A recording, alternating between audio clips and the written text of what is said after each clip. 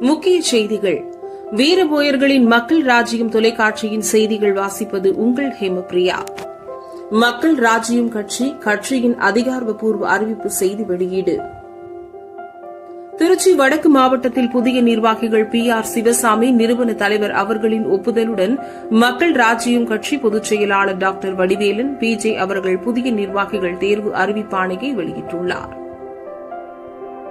திரு RLK Govindaraj அவர்களை திருச்சி வடக்கு மாவட்ட தலைவராக தேர்வு செய்யப்படுகிறது.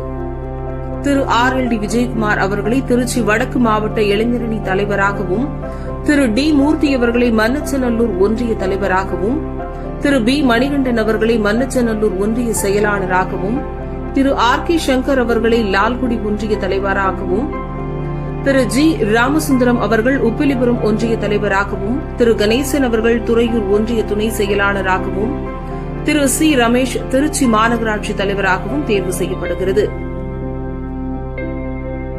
மக்கள் ராஜ்யம் கட்சி நிறுவன தலைவர் PR சிவசாமி அவர்களின் ஒப்புதலோடு இந்த புதிய நிர்வாகிகளை தேர்வு செய்யப்படுகிறது. மேலும் திருச்சி மாவட்டத்தை சேர்ந்தவர்கள் D மணிகண்டன், திரு செல்வம், திரு குமார், L காத்தான், P Govindaraj, P Vijay, C Lakshmanan, D Logeswaran, G Kalaiyarasan, R Manikandan உடன் இருந்தனர்கள். திருச்சி வடக்கு மாவட்டத்தில் உள்ள அனைத்து பொறுப்பாளர்களும் புதிதாக பொறுப்பேற்றிருக்கும் நிர்வாகிகளுக்கு ஒத்துழைப்பு தர வேண்டும் என அன்புடன் கேட்டுக் கொண்டார் டாக்டர் வடிவேலன், PJ மக்கள் ராஜ்யம் கட்சி பொதுச் செயலாளர் அவர்கள்.